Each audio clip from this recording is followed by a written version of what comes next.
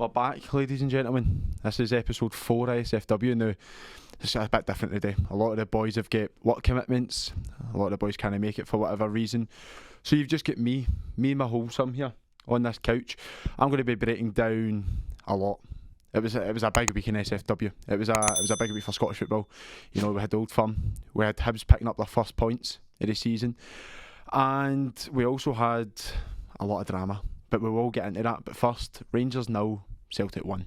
Michael Beale set up his team in the standard 4-3-3 formation as you see on the screen.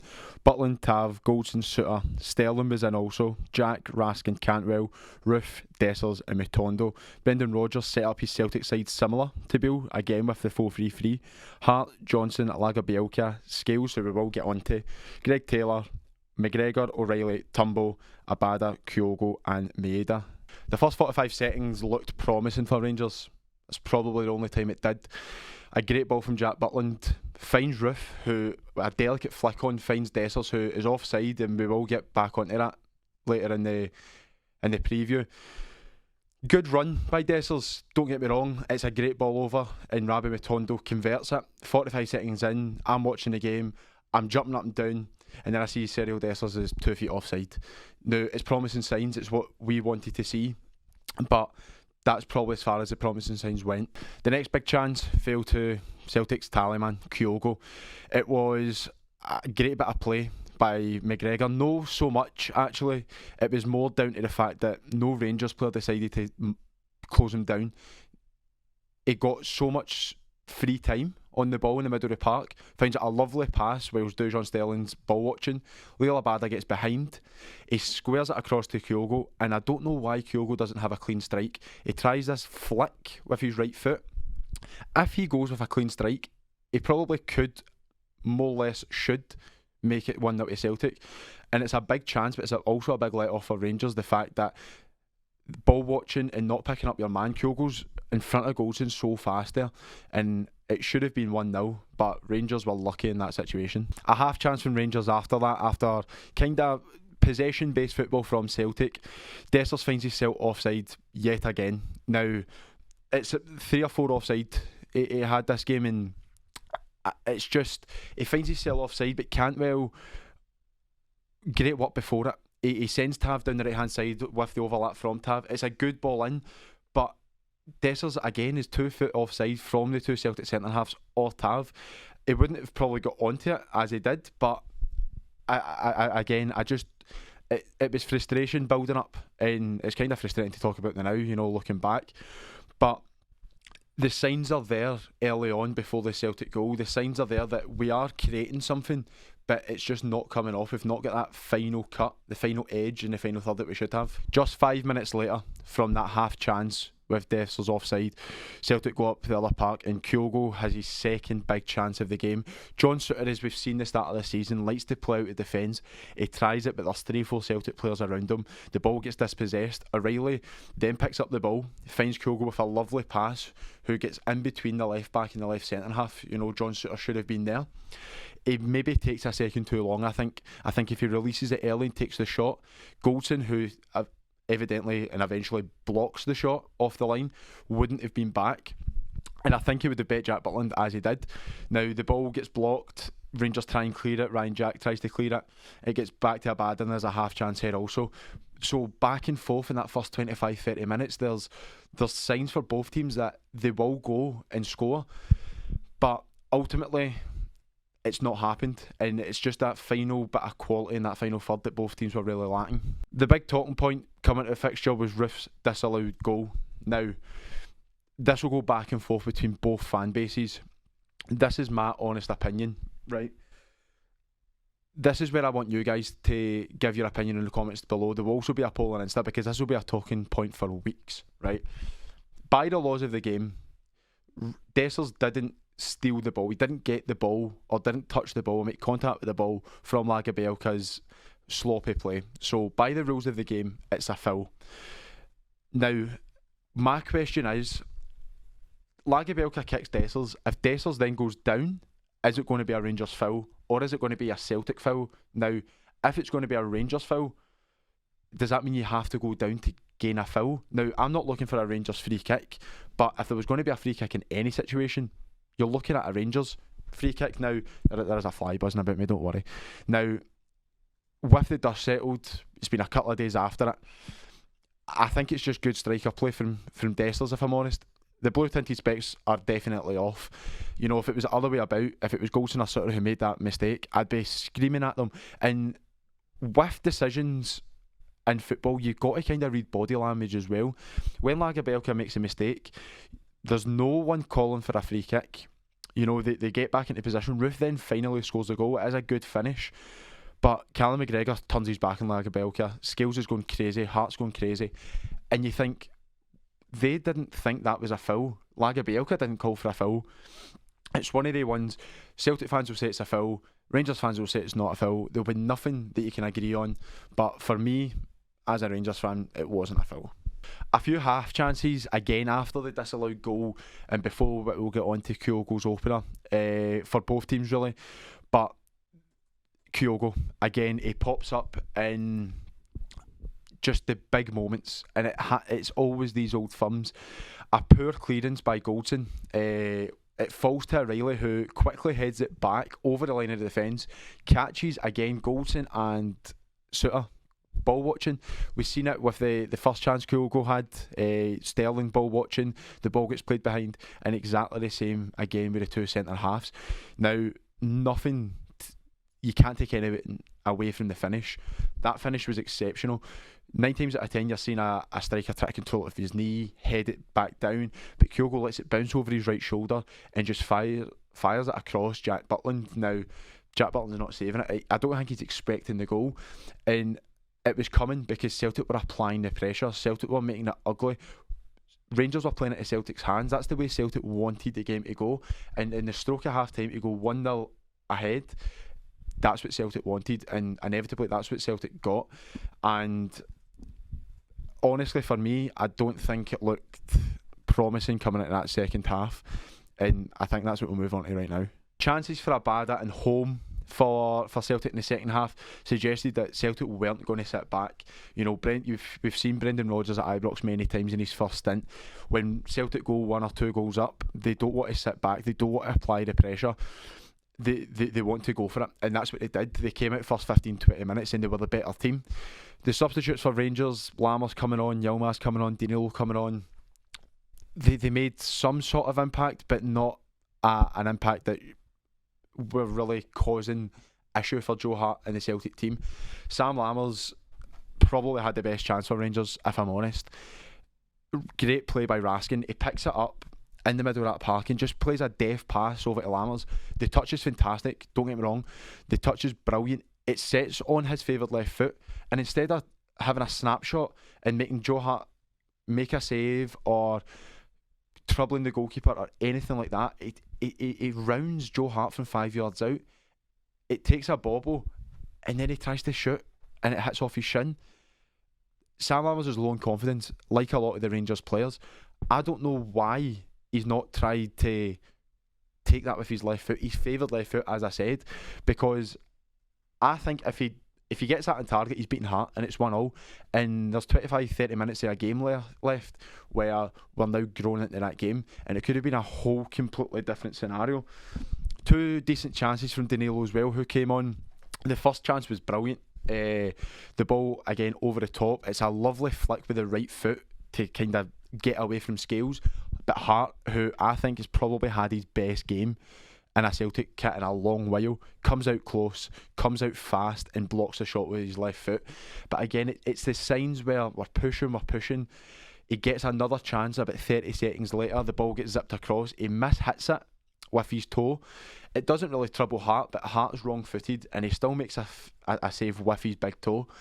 Now, again, we're getting chances, but there's nothing that is coming off, and there's nothing to suggest that the players on the park for Rangers at that moment were going to score. As the final whistle goes, there's boos ringing around Ibrox.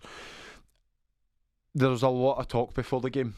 Now, both sides weren't at their best. You know, Rangers more probably than Celtic. Coming into Ibrox, Celtic had no fans. There was 50,000 Rangers fans. I would probably say a lot of the pressure was on them, but it didn't look that way. It certainly didn't look that way. Celtic were far and away the best team on the day, and I think Rangers got what they deserved. The boos were justified 100%. Now, we've seen it when Roof came off. The boos were ringing round, and a lot of the boys were like, "Why?" Well, at least Roof was trying a lot of things. Dessers was caught offside a few times, and it didn't really. What's the word I'm looking for? It didn't really show for great telling. Almost, if that's a phrase. I'm kind of lost for words, really, about the performance. The boos were ultimately ringed round for Michael Beale. Now, Michael Beale has had 9 games this season.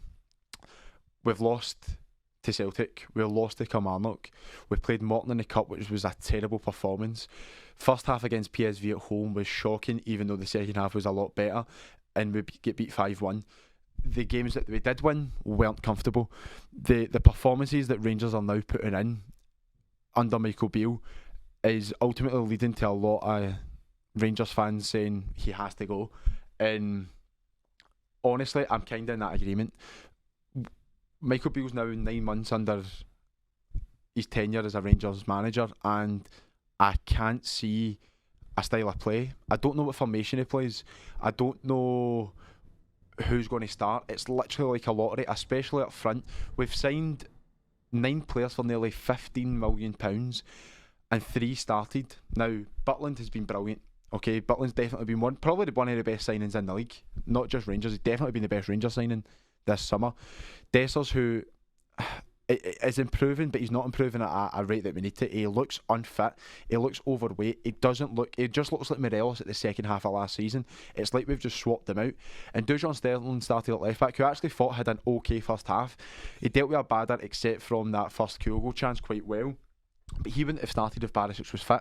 So we're starting 2 players out of 9 when we've spent 15 million. You know, Sam Lammers already looks like a bit part player. Danilo we've spent £6 million on. There's got to be something more said about that. There's got to be more in that. You don't sign a player for £6 million and he gets 20 minutes. So where do we go for now? That's my answer. Do you get rid of Beale and bring somebody else in? But the hierarchy of Rangers, there's no football mind there.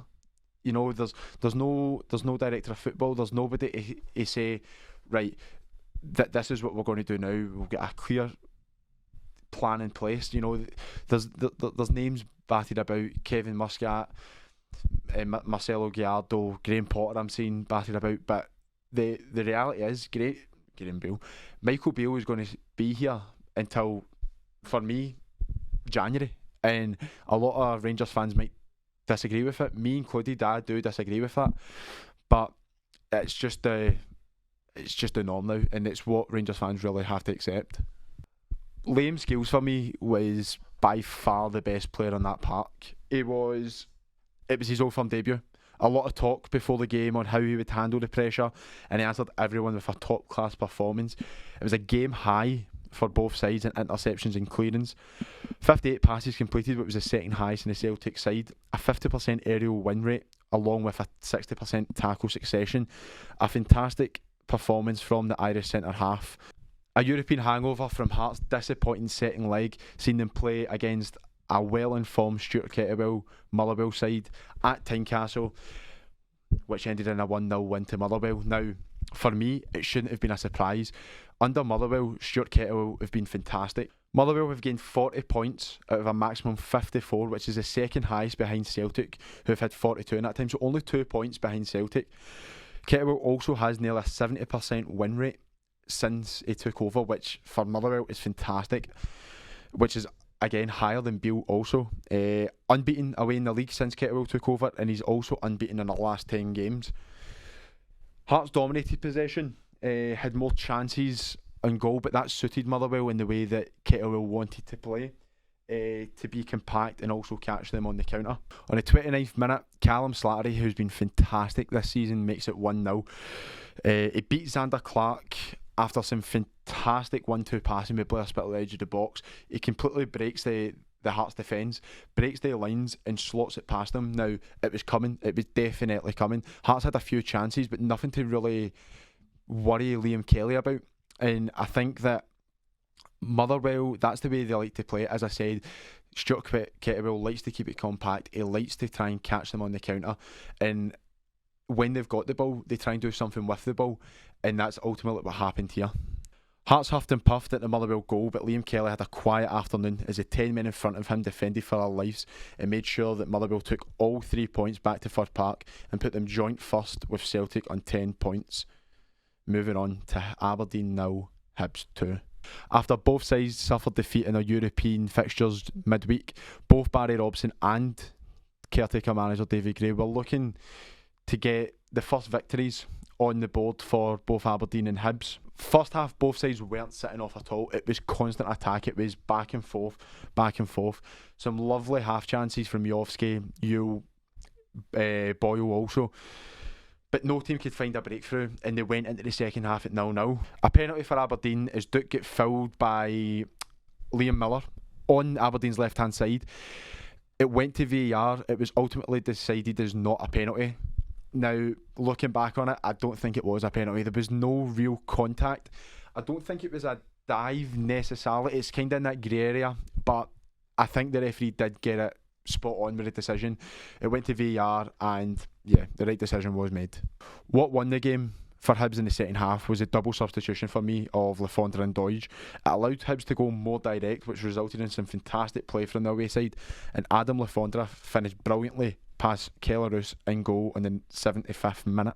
A Sunday afternoon went from bad to worse for the Dons as 5 minutes later, from a Joel Newell corner, Doidge has a free header denied by the crossbar.